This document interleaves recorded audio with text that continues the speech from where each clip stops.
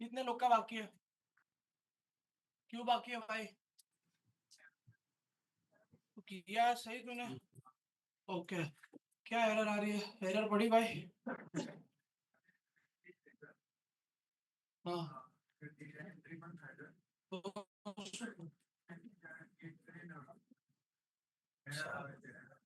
જોઈ લે. બીજા કોનું બાકી છે? આપણે બધાનું આજે બધાનું ચેક કરવામાં આવશે એટલે તમારું જો બાકી હોય ને તો કાલથી તમને એક સેશન અટેન્ડ નહીં કરવા મળે.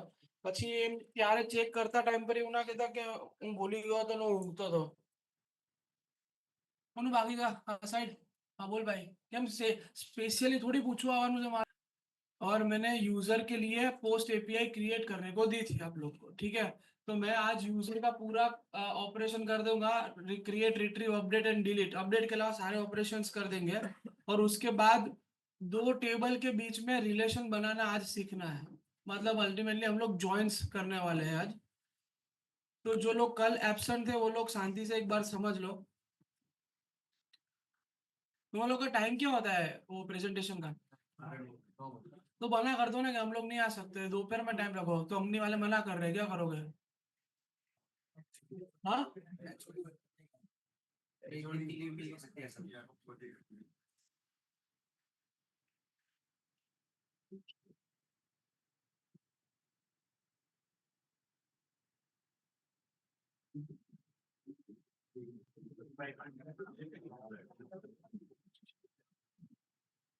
अरे ये भाई सिमी पंचायत ओ भाई बद थोड़ी शांति रखना दोस्त.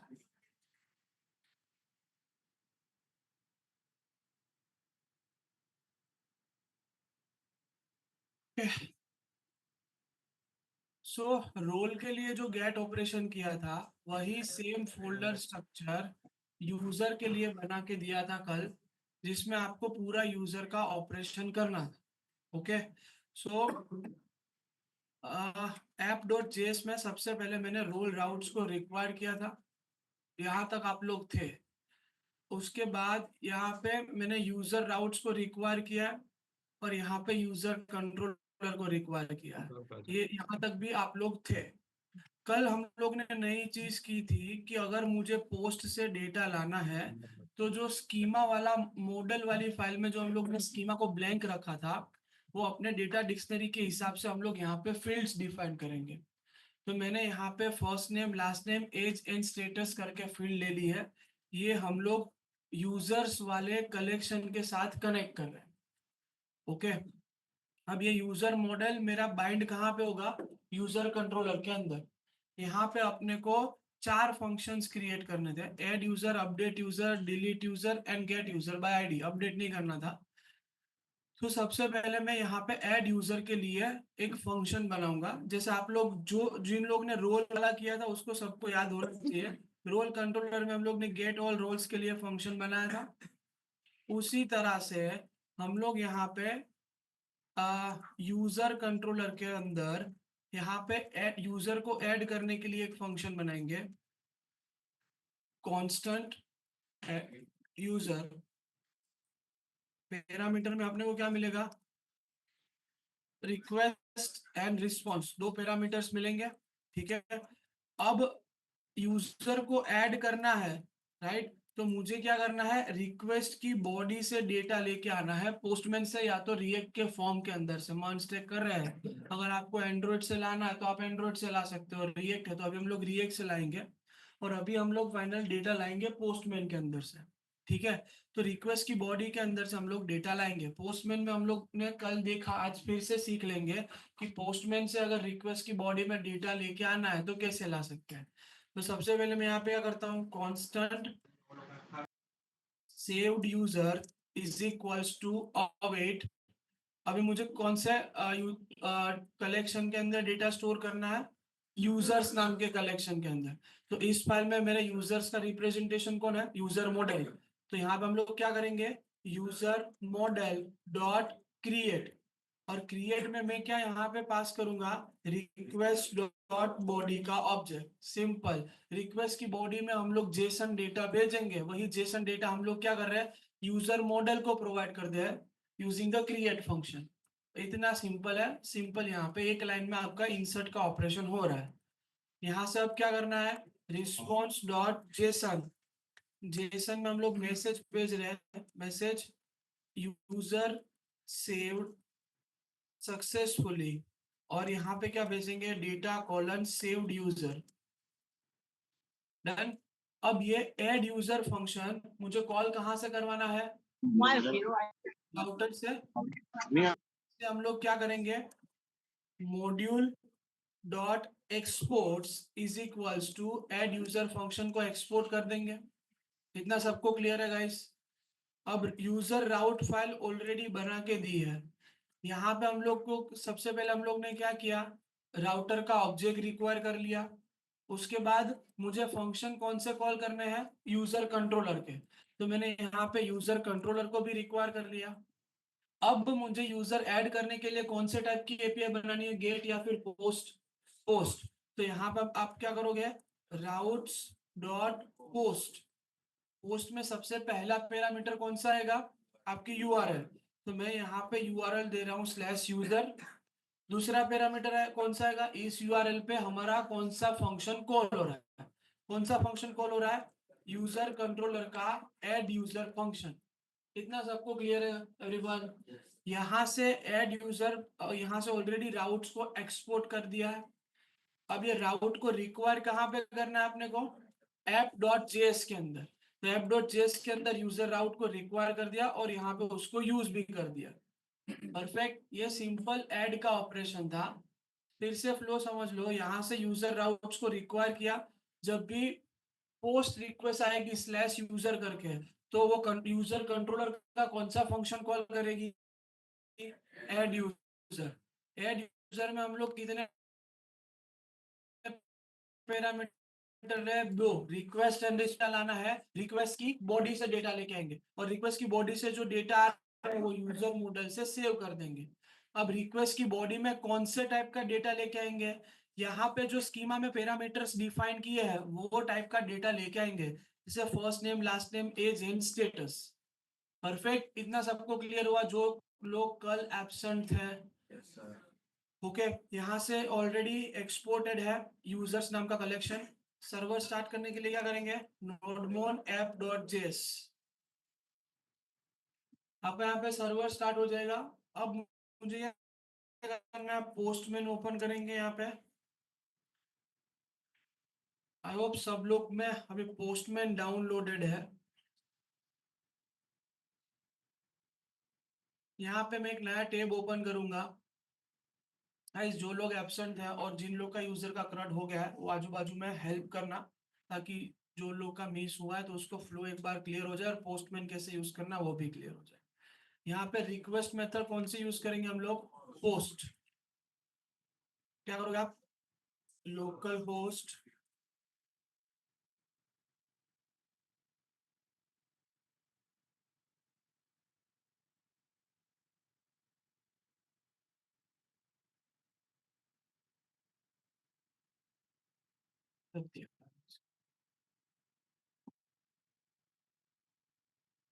Local host colon 3000 slash user. अब मुझे, अब मैंने डेटा कहाँ से गेट करवाया है, यूजर कंट्रोलर में रिक्वेस्ट की बॉडी में से। तो आपको यहाँ पे कहीं पे रिक्वेस्ट की बॉडी का ऑब्जेक्ट दिख रहा है, ये मेरा। इसमें हमको कौन सा सिलेक्ट करना है, रो। इसमें क्या सिलेक्ट होना चाहिए, जेसन। अब मुझे डेटा क्या ऐड करना है, फर्स्ट नेम कॉलन यहाँ पे हम लोग दे रहे हैं, लास्ट नेम यहाँ पे हम लोग दे देते हैं Sharma, first name last name. फिर क्या था, एज, एज हम लोग प्रोवाइड करेंगे इंटू एंड स्टेटस, स्टेटस आप प्रोवाइड करोगे ट्रू या तो फॉल्स। मैं यहाँ पे बूलियन यूज कर रहा हूँ तो मैं ट्रू पास कर दे रहा हूँ। यहाँ से ये रिक्वेस्ट कॉल होगी स्लैश यूजर तक। Slash user app dot JS में जाएगा, यूजर राउट्स और रोल राउट्स में ढूंढेगा। उसको स्लैश यूजर कहाँ पे मिल रहा है, यूजर राउट्स के अंदर। तो यूजर राउट के अंदर ये स्लैश यूजर पोस्ट रिक्वेस्ट में मिलेगा, तो कौन सा फंक्शन कॉल करेगा, ऐड यूजर। ऐड यूजर में हम लोग ने रिक्वेस्ट की बॉडी से सारा डेटा ले लिया है, उसी डेटा को क्रिएट फंक्शन के जरिए डेटाबेस में सेव करवा दिया है और वहां से एक रिस्पॉन्स भेजा है। यहाँ से सेंड करते हैं तो यहाँ पे आ गया यूजर सेव्ड।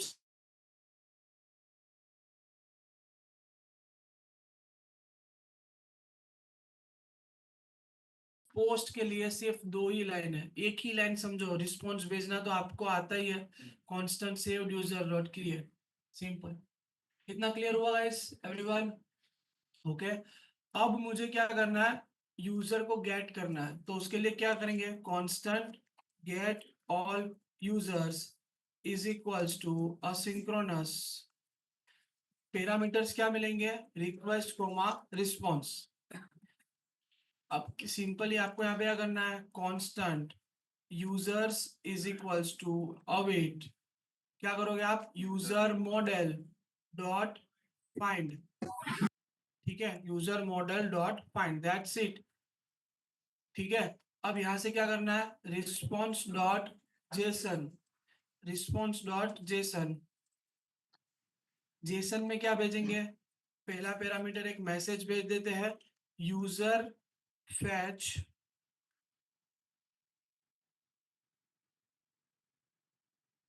सक्सेसफुली અને data colon users, that's it. अब ये फंक्शन मुझे कॉल कहाँ से करना है, राउट से, तो यहाँ से मुझे पहले क्या करना पड़ेगा, इस फंक्शन को मुझे एक्सपोर्ट करना है। यहाँ पे हम लोग गेट ऑल यूजर्स को एक्सपोर्ट कर देते हैं। यूजर राउट्स के अंदर जाके कौन सी एपीआई बनाओगे आप, routes dot gate slash users, कौन सा फंक्शन कॉल होना चाहिए, user controller dot gate all users, perfect.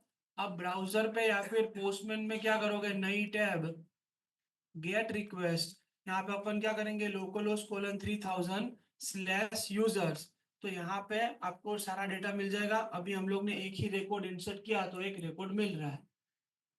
इतना क्लियर है गाइस सबको? एक और रिकॉर्ड इंसर्ट करते हैं पोस्ट एपीआई से।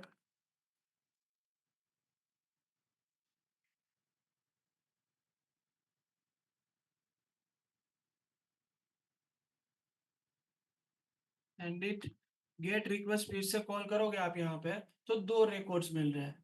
इतना सबको क्लियर है गाइस, गेट रिक्वेस्ट।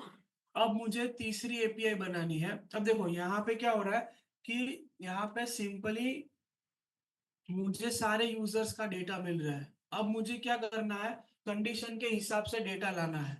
कंडीशन के हिसाब से मतलब मुझे यूजर का आईडी पास करना है और उस आईडी का रिकॉर्ड लाना है।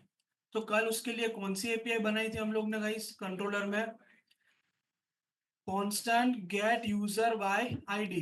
तो यहाँ पे आप तीसरी एपीआई बनाओगे अपनी, constant gate user by ID, parameter क्या मिलेंगे अपने को यहाँ पे, सिंक्रोनस में असिंक यहाँ पे दे देंगे रिक्वेस्ट कोमा रिस्पॉन्स। अब देखो आईडी पास कैसे करेंगे हम लोग, यूआरएल में, तो यूआरएल में आईडी पास करने के लिए रिक्वेस्ट की बॉडी में डेटा नहीं भेजेंगे, तो कहाँ पे डेटा भेजेंगे, परम्स में। कौन से ऑब्जेक्ट में भेजेंगे, रिक्वेस्ट के परम्स में, पीछे एस है, आप लोग एस लगाना मत भूलना। बहुत सारे कल ऐसे लोग थे जिसने सिर्फ रिक्वेस्ट डॉट परम लिखा था, इट्स अ परम्स, PIMS, ठीक है। तो मैं यहाँ पे सिंपली क्या करूंगा, constant found user is equals to await, क्या लिखोगे आप यहाँ पे, constant found user is equals to await, यहाँ पे क्या लिखेंगे हम लोग, user model dot find by ID, और इसमें क्या पास करेंगे, request dot params dot ID. इतना समझ में आया? यहाँ पे request dot params dot ID ही क्यों लिखा हुआ आपको राउट्स में समझ में आएगा, कल हम लोग ने सीखा था। अब यहाँ पे आप क्या करेंगे, response dot Jason, message pass कर देते हैं यहाँ पे, मैसेज यूजर फैच सक्सेसफुली, और यहाँ पे डेटा में क्या पास करेंगे, data colon found user, done. ये get user by ID function मुझे कॉल करना है कहाँ से, राउट से, तो यहाँ से एक्सपोर्ट करेंगे। यूजर राउट्स में आप सिंपली क्या करोगे, यहाँ पे एपीआई क्या आएगी, routes dot gate slash user slash colon ID. हम लोग रिएक्ट में सीखे थे वही चीज है। अगर मुझे वाइल्ड कार्ड कैरेक्टर से डेटा चाहिए था तो रिएक्ट में अपने पास क्या था, यूज परम्स, राइट। वहां पे यूज परम्स था और यहाँ पे हम लोग ने क्या यूज किया है, रिक्वेस्ट डॉट परम्स। और आईडी क्यों लिखा, क्योंकि मैंने यहाँ पे क्या दिया है, आईडी। और यहाँ पे कौन सा फंक्शन कॉल होना चाहिए, user controller dot gate user by ID. जो लोग कल या और परसों प्रेजेंट थे दोनों दिन, उसका तो रिवीजन ही है, राइट। तो यहाँ से ये ऑलरेडी एक्सपोर्टेड है, ऐप डॉट जेएस में रिक्वायर्ड है। तो मुझे अब ये एपीआई कॉल करनी है। आईडी के लिए मैं यहाँ पे राम का आईडी कॉपी करता हूँ, नहीं रिक्वेस्ट बनाते हैं, क्या आएगा, लोकलोस कोलन 3000 स्लैश यूजर स्लैश, मुझे क्या पास करना है, आईडी। तो आईडी मैंने कॉपी की अभी, एंड सेंड करो यहाँ से। तो मुझे एक सिंगल यूजर का डेटा मिल गया गेट यूजर बाय आईडी से। इतना सबको क्लियर गाइस? ओके।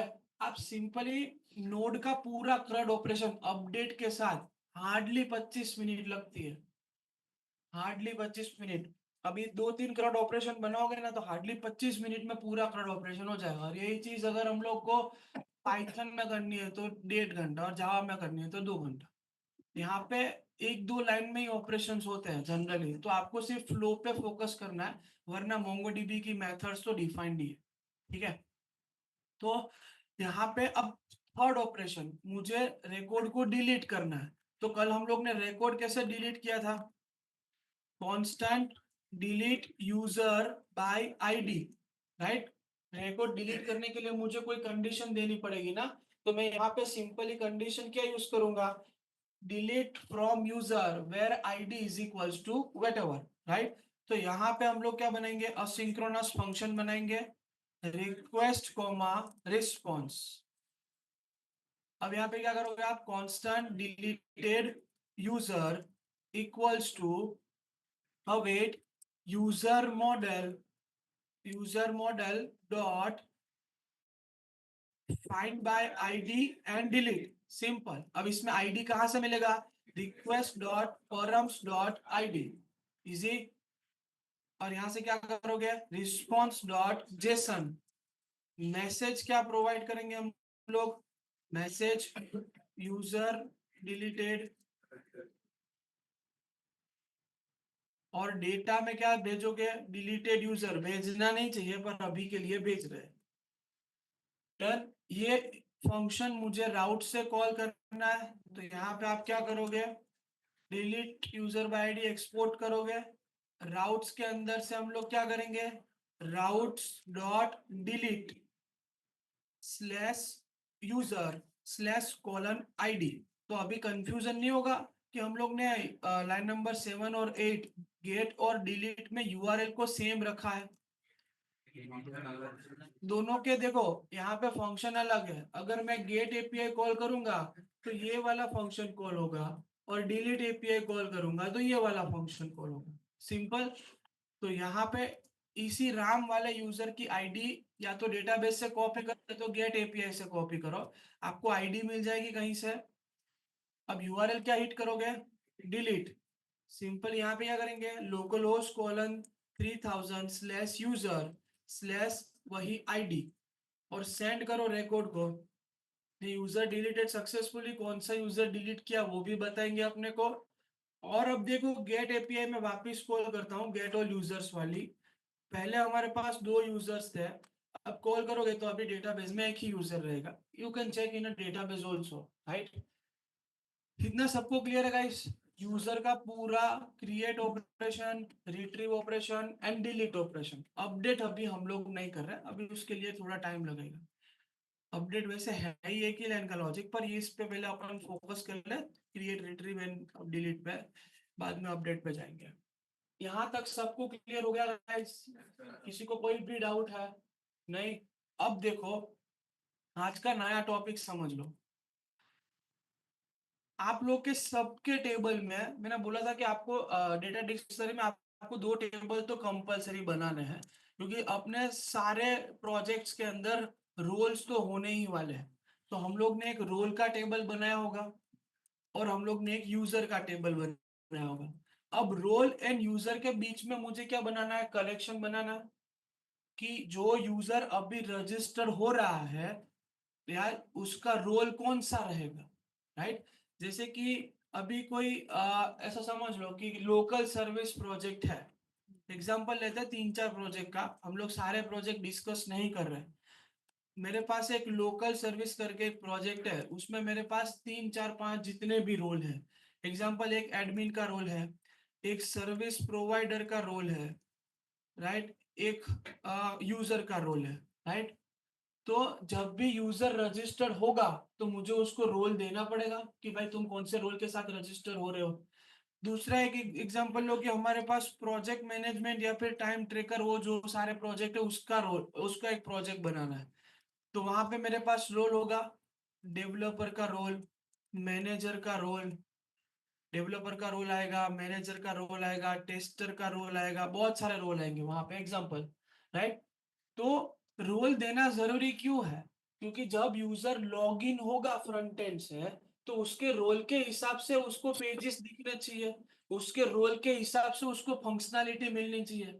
अब एग्जांपल है कि सर्विस प्रोवाइडर के जरिए मैं लॉग इन हो रहा हूँ, तो एज अ सर्विस प्रोवाइडर मैं सर्विस को ऐड कर सकता हूँ, एज अ सर्विस प्रोवाइडर मैं अपना बिलिंग्स देख सकता हूँ। बट अगर मैं as a user log in हो रहा हूँ, राइट, तो मैं सर्विसेज ऐड नहीं कर सकता, मैं सिर्फ सर्विसेज को कंज्यूम कर सकता हूँ। तो वो सारी चीजें कैसे होगी, रोल से होगी।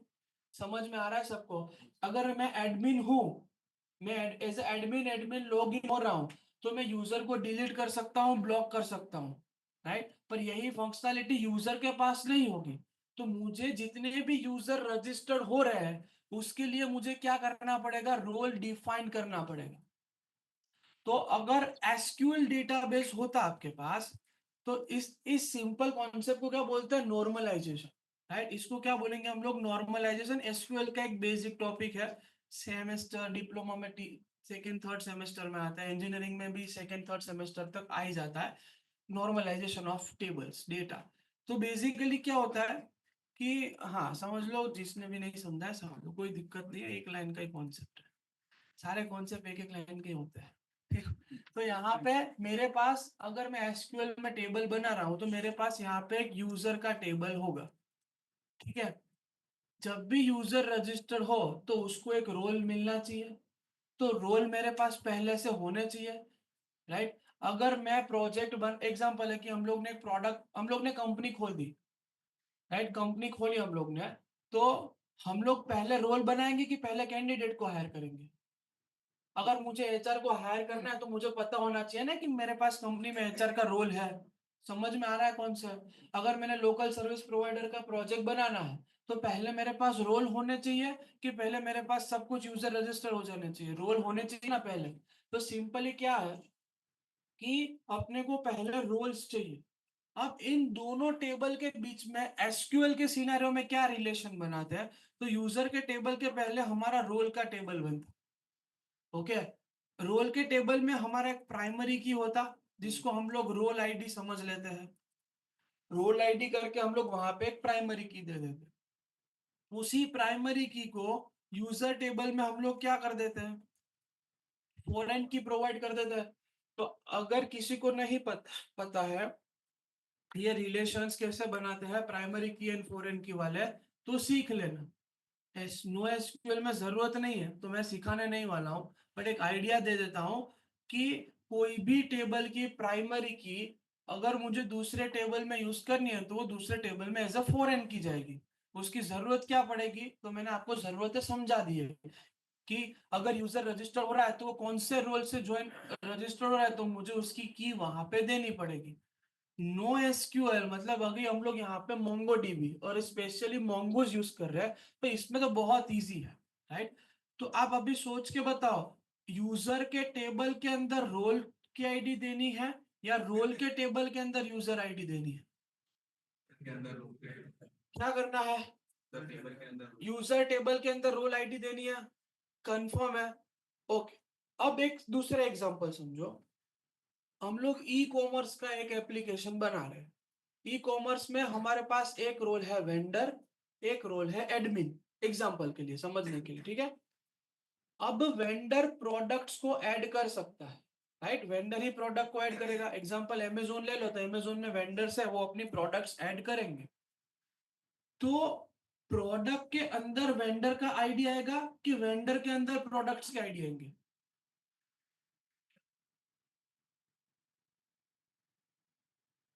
अभी ये कंफ्यूजिंग वाला ही है, शांति से पहले समझो कि एक वेंडर एक प्रोडक्ट को ऐड कर सकता है। ओके, तो मेरे पास वेंडर का रोल होगा, तो मैं वेंडर के अंदर, मतलब रोल के वेंडर का टेबल होगा, उसके अंदर प्रोडक्ट लूंगा, या प्रोडक्ट के अंदर वेंडर का आईडी पास करूंगा? पहले कौन आता है, प्रोडक्ट आता है कि वेंडर? राइट। अब आप लॉजिकली सोचने जाओ, तो जब भी वेंडर लॉगिन होगा तो वो प्रोडक्ट्स ऐड करेगा, वो जरूरी है? पहले सोचो कि जब भी मैं अमेजोन में एज अ वेंडर लॉगिन हो रहा हूं, तो मैं प्रोडक्ट ऐड करूंगा, वो जरूरी है? तो मैंने अगर वेंडर टेबल में प्रोडक्ट आईडी को दिया होता तो प्रोडक्ट मेरी ब्लैंक जाती। समझ में आ रहा है कि नहीं आता? अब मैं एज अ वेंडर लॉगिन हो रहा हूं और मैंने प्रोडक्ट टेबल के अंदर वेंडर का आईडी दिया है, तो प्रोडक्ट के मैं प्रोडक्ट ऐड करने पे सिलेक्ट करूंगा ना कि मैं ही वेंडर हूं, तो मेरा ही आईडी जाना चाहिए। तो प्रोडक्ट टेबल में आईडी पास करना बेटर है कि वेंडर में प्रोडक्ट पास करना बेटर है? प्रोडक्ट में ही पास करना बेटर है ना? तो नॉर्मलाइजेशन समझ में आता है आप लोग को? क्लियर हो रहा है? अब दूसरा एग्जांपल समझो कि अमेजोन का कार्ट है, तो कार्ट में एक यूजर आईडी जाना चाहिए कि नहीं जाना चाहिए? एक कार्ट का टेबल है, तो मुझे पता चलना चाहिए कि ये कार्ट कौन से यूजर का है। तो कार्ट में कौन सा टेबल, कार्ट में क्या जाएगा, यूजर आईडी जाएगा। कार्ट में यूजर आईडी जाना चाहिए कि यूजर में कार्ट जाना चाहिए? आप लोग शांति से सोचो, कार्ट में यूजर का आईडी का ऑब्जेक्ट जाना चाहिए कि यूजर के टेबल के अंदर कार्ट का ऑब्जेक्ट जाना चाहिए? कार्ट का अंदर ऑब्जेक्ट जाना चाहिए ना। सिंपल क्या है कि जब भी यूजर लॉगिन होगा तो वो जरूरी नहीं कि कार्ट में ऐड करेगा कि डेटा चाहिए मुझे, पर अगर कार्ट बन रहा है तो मैं सिंपली ऐसा सोच सकता हूँ ना कि वो कौन से यूजर का कार्ट है। समझ में आ रहा है रिलेशंस गाइस? तो ये बेसिकली क्या होता है, नॉर्मलाइजेशन, जो एसक्यूएल में आप फॉरेन की के जरिए समझते हो। राइट, और आपने डेटा डिक्शनरी भी बनाई है चैट जीपीटी से, और वहां पे पढ़ा नहीं है कि कहाँ पे कौन सी प्राइमरी की यूज की और कहाँ पे कौन सी फॉरेन की यूज की है। राइट, तो पढ़ के आओ तो समझ में आएगा यहाँ पे, वरना नहीं समझ आएगा। बहुत फॉर्म फॉर्म में बना तो दिया है चैट जीपीटी से, पर पढ़ी नहीं है। ठीक है, तो यहाँ पे अपना कॉन्सेप्ट क्लियर है। हम लोग जब भी यूजर को क्रिएट करेंगे तो उसके अंदर रोल पास करेंगे। परफेक्ट। ओके, तो फ्रंट एंड से कैसे होता है, ड्रॉप डाउन सिलेक्ट करो, रेडियो बटन सिलेक्ट करो, वो उसकी बात है, अभी बैक एंड पे फोकस करते हैं। तो यहाँ पे अपने पास दो मॉडल्स है, ये कॉन्सेप्ट बहुत शांति से समझना गाइस। यहाँ पे मेरे पास सबसे पहले एक रोल मॉडल है। ठीक है, रोल के अंदर मेरे पास दो फील्ड है, name and description. Role add करने पे यूजर का होना जरूरी है? नहीं ना, रोल तो इंडिपेंडेंट हो सकता है ना। मैंने कंपनी में एचआर का रोल बना दिया, 2 साल तक एचआर नहीं है तो चलेगा ना, रोल तो है ही। समझ में आ रहा है कि नहीं आ रहा? एक पर्सन को हायर कर दिया विदाउट रोल, तो वो फेसिबल नहीं है, तो वो काम क्या करेगा उसको अगर मैं रोल ही नहीं दूंगा तो? क्लियर हो रहा है ना दोनों चीजें? तो अब पहला टेबल मेरे पास रोल है। हमारे डेटाबेस के अंदर आप अगर देखने जाओ तो हम लोग ने 2-3 रोल्स कल ऐड करके रखे हुए थे, एक बार मैं वो दिखा देता हूँ।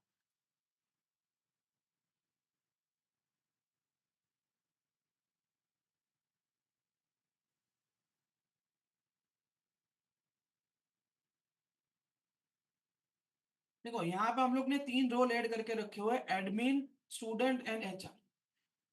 अब सिंपली मुझे क्या करना है, यूजर मॉडल के अंदर, जैसे यहाँ पे यूजर मॉडल है, अभी तक जो यूजर मॉडल था हम लोग ने उसमें 1-2 यूजर ऐड किए थे, उसको डिलीट भी किया था। एक यूजर है, ये विदाउट रोल यूजर हमारे पास आया है।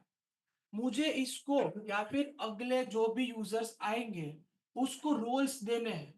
समझ में आ रहा है?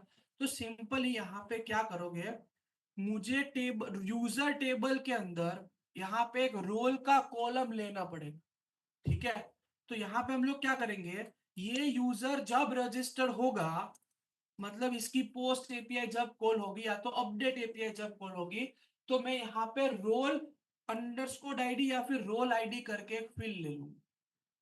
ठीक है, जो भी लेना जेनेरिक रखना पूरे प्रोजेक्ट में, कहीं अंडरस्कोर कहीं कैमल केस, आपको जो ठीक लगे वो लेना, पर जेनेरिक होना चाहिए। रोल आईडी लिया मैंने यहाँ पे। अब देखो कि जब भी यूजर रजिस्टर हो रहा है, राइट, तो उसमें रोल का नाम जाएगा कि रोल की आईडी जाएगी।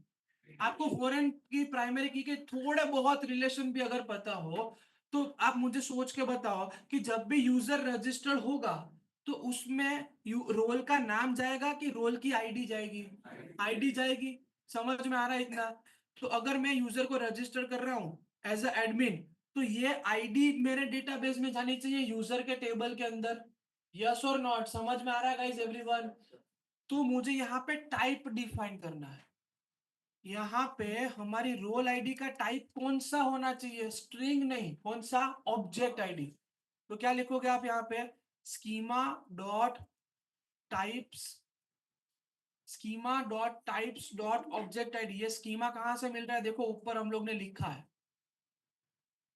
अब ये रोल आईडी का टेबल कौन सा है? हमारे पास तो बहुत सारे टेबल हो सकते हैं ना। ये रोल आईडी तो अभी हवा में है, नॉर्मल वेरिएबल है। अब ये रोल आईडी कौन से टेबल को रिप्रेजेंट करता है वो भी लिखना पड़ेगा मुझे। कौन से टेबल को रिप्रेजेंट करता है? रोल्स टेबल को। मतलब अगर यहाँ पे कुछ भी आईडी आया तो वो आईडी कौन से टेबल के अंदर पड़ा होगा वो मुझे टेबल का नाम देना पड़ेगा ना। क्या बोलते हैं उसको? रेफरेंस। समझ में आ रहा है? मुझे यहाँ पे रेफरेंस देना है कि ये रोल आईडी जो वेरिएबल आएगा वो कौन से टेबल के अंदर पड़ा होगा। Are you getting this? समझ में आ रहा है गाइस? तो यहाँ पे आप क्या यूज करोगे? REF colon. बहुत ध्यान से लिखना प्लीज, ये बहुत मिस्टेक होती है। यहाँ पे रोल मॉडल में आपने जो मॉडल का नाम बनाया है वो आपको रेफरेंस में देना है। क्लियर? क्योंकि अल्टीमेटली टेबल भी उसी के नाम से बन रहा है। इतना सबको क्लियर होगा गाइस? ओके। तो इसकी नीड क्या है, पूरा पिक्चर क्या है? जब भी यूजर रजिस्टर्ड होगा तो मैं उसको एक रोल प्रोवाइड करूंगा, और आइडियली रोल का नाम या फिर रोल की और डिटेल नहीं जाएगी। क्या जाएगा? रोल का आईडी जाएगा। समझ में आ रहा है? तो यहाँ पे मैंने उसका टाइप दे दिया schema dot types dot object ID. इतना क्लियर है गाइस? दोनों केबिन में वहां पे और ऊपर नीचे जहां पे भी जो लोग बैठे हैं, कहाँ पे भी किसी को इश्यूज है? मेरी वॉइस आ रही है ना? सही से समझ में आ रहा है ना भाई तुम लोग को? ओके। तो यहाँ पे मैंने टाइप दे दिया कि जब भी रोल आईडी आएगा उसका डेटा टाइप रहेगा ऑब्जेक्ट आईडी। वो ऑब्जेक्ट आईडी हमारे डेटाबेस में कौन से टेबल के अंदर पड़ा होगा? तो मैंने यहाँ पे टेबल का नाम दे दिया रोल्स। ये टेबल का नाम कहाँ से लाना है? ये आपका जो मॉड्यूल डॉट एक्सपोर्ट में मॉडल बना हुआ है वही नाम आएगा। इतना सबको क्लियर है गाइस? ये वाला पूरा पार्ट एवरीवन? परफेक्ट। ओके। तो अब जो हम लोग नया यूजर ऐड करेंगे वो रोल के साथ करेंगे। ठीक है? तो पोस्टमैन में हमारे पास पोस्ट एपीआई है ऑलरेडी। ये वाली पोस्ट एपीआई है। फर्स्ट नेम अमित, यहाँ पे हम लोग दे देते हैं कुणाल।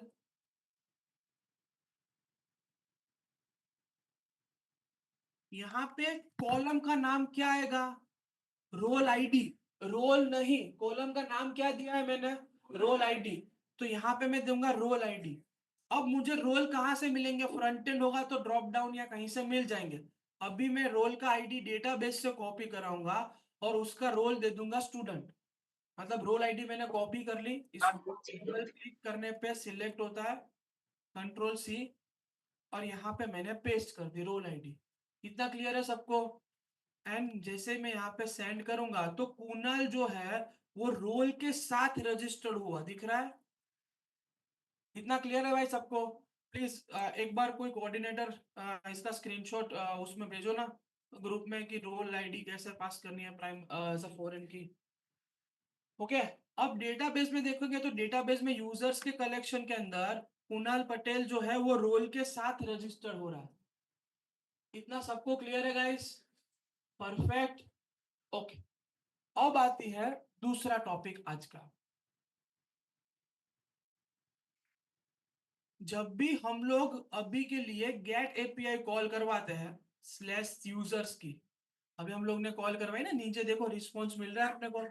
तो यहाँ पे अभी रिस्पॉन्स में 2 यूजर्स मिलने चाहिए। अभी एक जो ऐड किया रोल के साथ वो, और एक जो पुराना वाला ऐड था वो। तो जैसे ही मैं सेंड करता हूँ तो मुझे यहाँ पे दोनों यूजर मिल रहे हैं। यहाँ पे देखो रोल आईडी भी मिल रहा है। समझ में आ रहा है गाइस? रोल आईडी मिल गया। नाउ द थिंग इज कि अगर मुझे जानना है कि ये जो कुणाल ऐड हुआ है उसके रोल का नाम क्या है। आईडी से डेटा मिल सकता है अपने को, पर आईडी को डिस्प्ले कहाँ पे करवाएंगे? आईडी डिस्प्ले करने से फ्रंट एंड में थोड़ी नाम डिस्प्ले होगा। हम लोग ऐसे बैक एंड में कुछ ऑपरेशन कर सकते हैं। मुझे फ्रंट एंड में जानना है कि उसका नाम क्या है। तो एसक्यूएल में इसके लिए कौन सा कॉन्सेप्ट था? दोनों टेबल का डेटा मुझे लाना है अंकित। तो कौन सा कॉन्सेप्ट है एसक्यूएल में? जॉइंस। एसक्यूएल में कौन से कॉन्सेप्ट था यहाँ पे?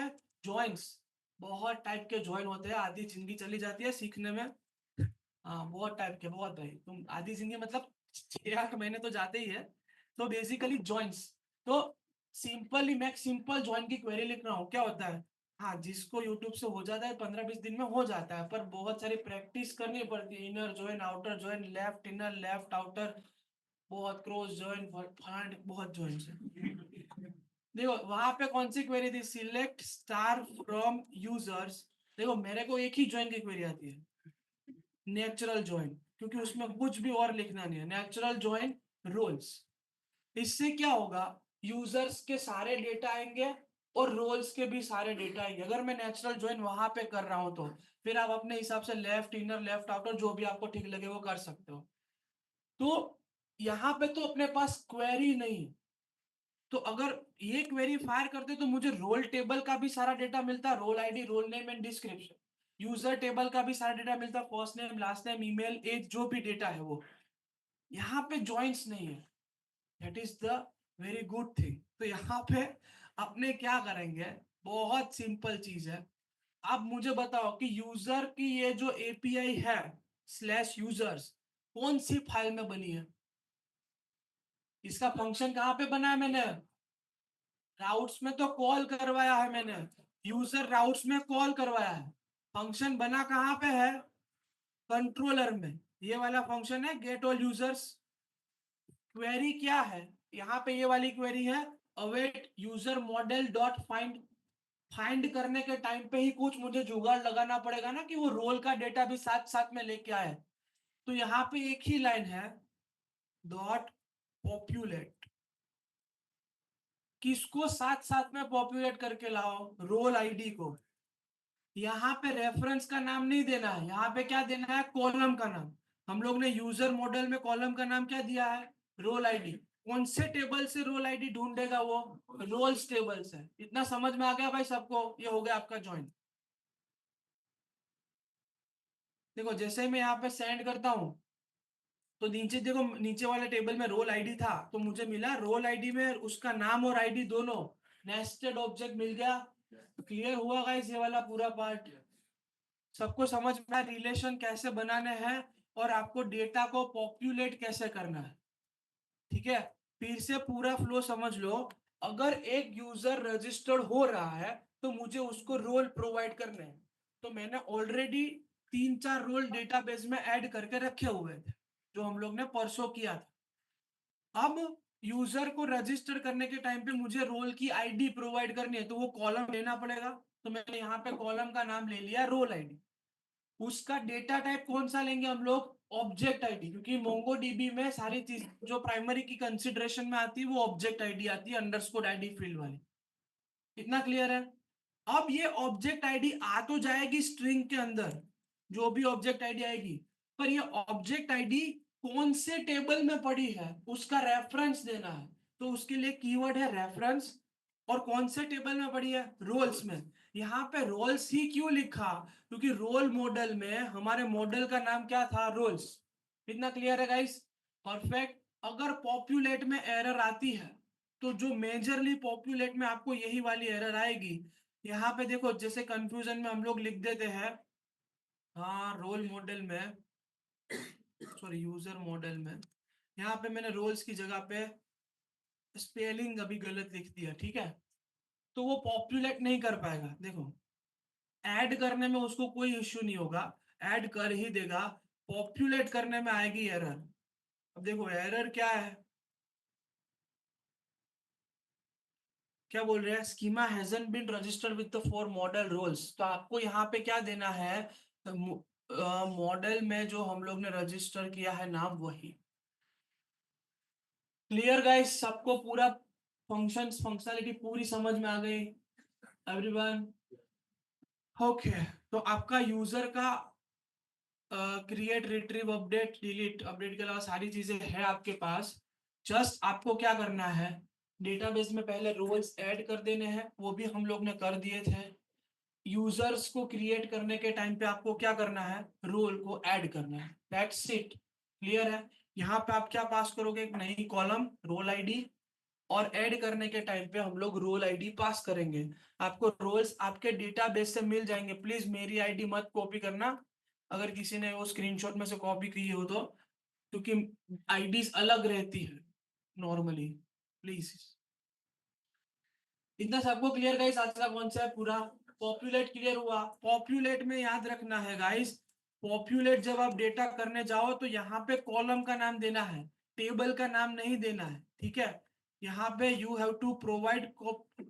ओके, ये आएगा क्वेश्चन, पता है, मैं बताता हूँ अभी आपको।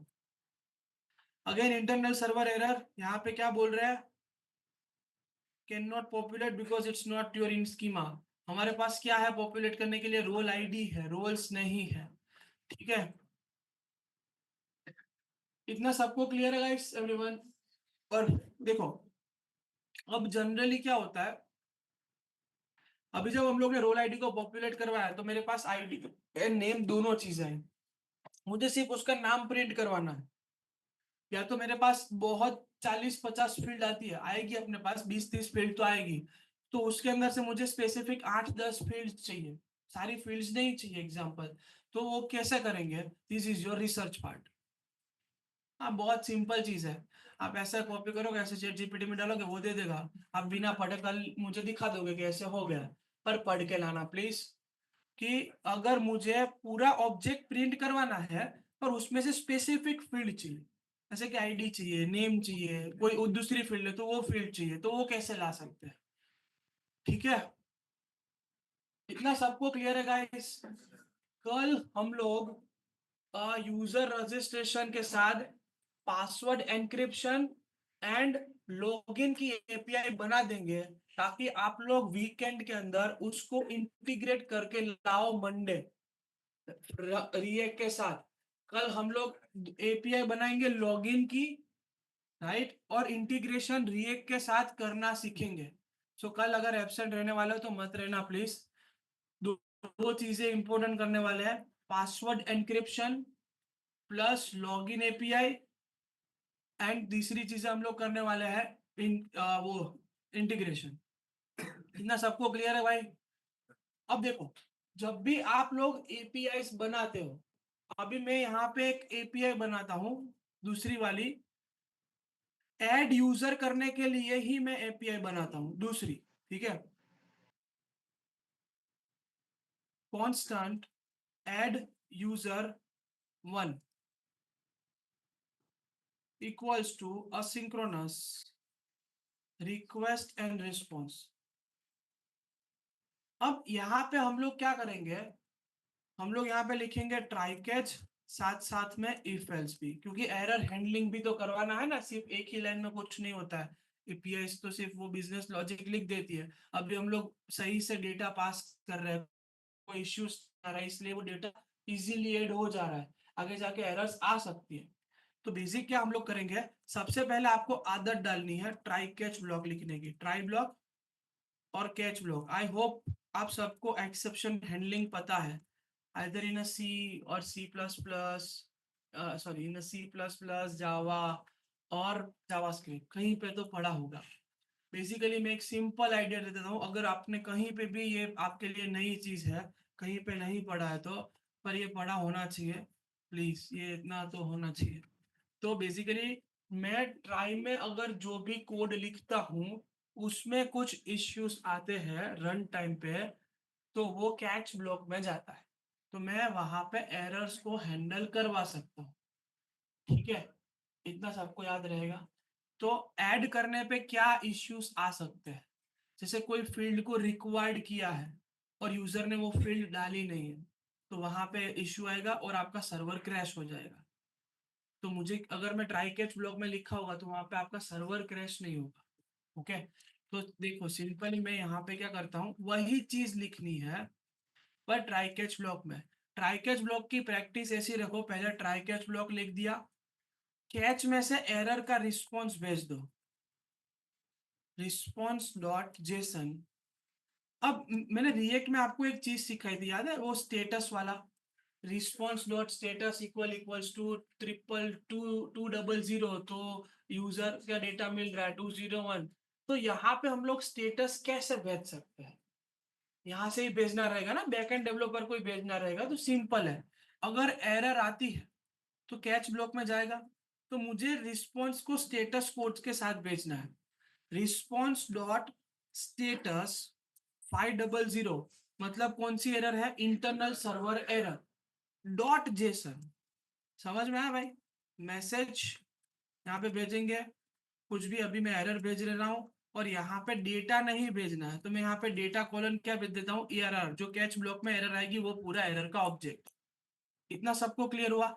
प्रैक्टिस रखना कि कैच ब्लॉक में रिस्पॉन्स पहले ही भेज दो, वरना हम लोग कैच ब्लॉक में रिस्पॉन्स लिखना भूल जाएंगे और एरर आएगी तो वहां पे वो सर्कल घूमता ही रहेगा क्योंकि उसको रिस्पॉन्स मिलेगा नहीं।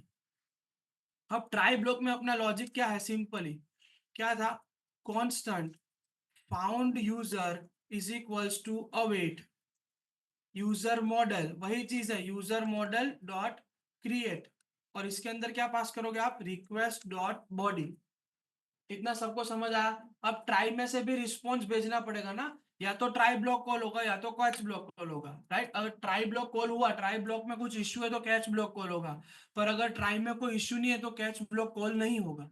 तो मुझे ट्राई में से भी रिस्पॉन्स भेजना है, response dot status 201 dot JSON. यहाँ पे आप क्या करोगे, dot JSON message user created, और यहाँ पे भेजेंगे डेटा कॉलन, नहीं क्रिएटेड यूजर आएगा ना यहाँ पे,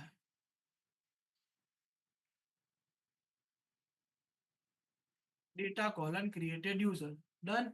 अभी ये ऐड यूजर वन एपीआई मुझे ये फंक्शन कॉल करना है, तो मुझे यहाँ से इसको एक्सपोर्ट करना रहेगा। यहाँ पे मैं ऐड यूजर वन को एक्सपोर्ट करता हूँ, किससे कौन सी फाइल से कॉल करवाएंगे, यूजर राउट से। तो यहाँ पे ऐड यूजर वन कॉल कर देते हैं ऐड यूजर की जगह पे। ठीक है, मैं यहाँ पे एक को कॉपी करके रखता हूँ, ऐड यूजर वन कॉल कर देता हूँ। ठीक है, सी पोस्ट एपीआई, मैं यहाँ पे एक यूजर ऐड करता हूँ,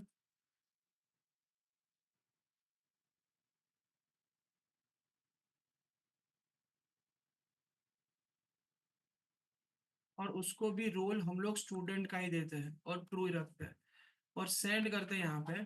तो देखो यहाँ पे आपको स्टेटस कोड पोस्टमैन में कहाँ पे दिखेगा, ये रहा 201 क्रिएटेड। इतना सबको क्लियर हुआ इस स्टेटस को कैसे भेज सकते हैं, परफेक्ट। हेलो, पर इतना समझ में आया स्टेटस कोड कैसे भेजना है। हम लोग सारी चीजें ट्राई कैच के साथ ही लिखेंगे, एक भी एपीआई आपको विदाउट ट्राई कैच ब्लॉक नहीं लिखनी है, और आगे जाके इफ एल्स भी हैंडल करने हैं, और वो कल करेंगे, एक ही दिन में आज कर लेंगे तो खिचड़ी हो जाएगी।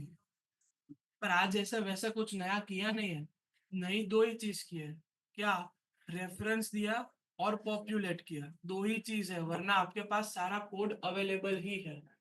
Done, okay that's it. अगर कुछ इश्यूज है तो Ankit is there, and Ashiq sir है, okay Ashiq sir is also there.